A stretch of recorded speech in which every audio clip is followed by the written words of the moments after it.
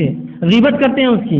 غیبت اتنا سخت گناہ ہے جس میں انسان دوسرے کی جو عزت اتار دیتا ہے, جھوٹ بولتا ہے اس کے بارے میں کسی کے. لیکن آج یہ گناہ عام ہے, مرد اور عورتیں بے جا اور بجا اس میں ملوث ہے, ہر شخص اس میں ملوث ہے, اور اس کو اپنے آپ کو بولتے ہیں یار بڑی اچھی باتیں کرتا ہے. لوگ ایسے لوگوں کی عزت کے ساتھ بازو بٹھاتے ہوئے, آؤ کیا کیا قصہ ہو محلے میں ذرا سناؤ آج, ارے اس کا یہ ہو گیا, اس کی بچی کا یہ ہو گیا, اس کے بچے ہو گیا, اس کا ہو گیا, اور سب ہنس کر سن رہے ہیں. عزت اتارتے ہو تم ایسے لوگوں کی.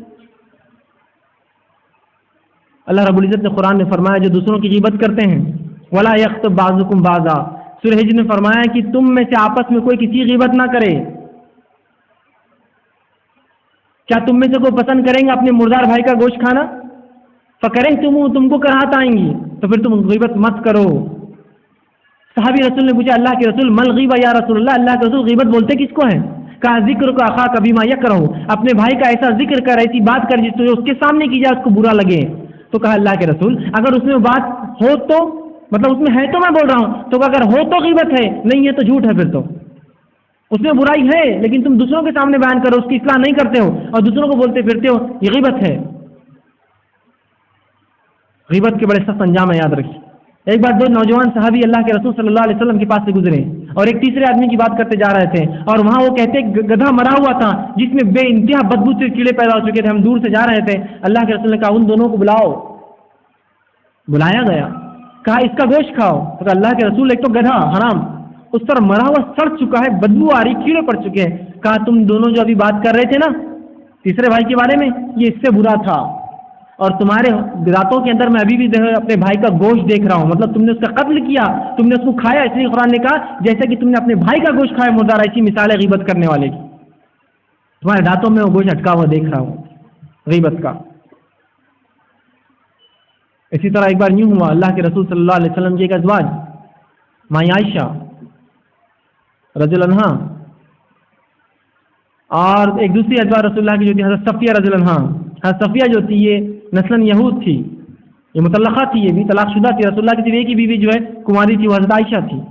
دیکھنے دکھانے میں بڑی خوبصورت تھی, لیکن حضرت صفیہ جو تھی دیکھنے دکھانے میں تھوڑا سا ان سے اور نکلتی تھی آگے, اور خوبصورت تھی دیکھنے دکھانے میں.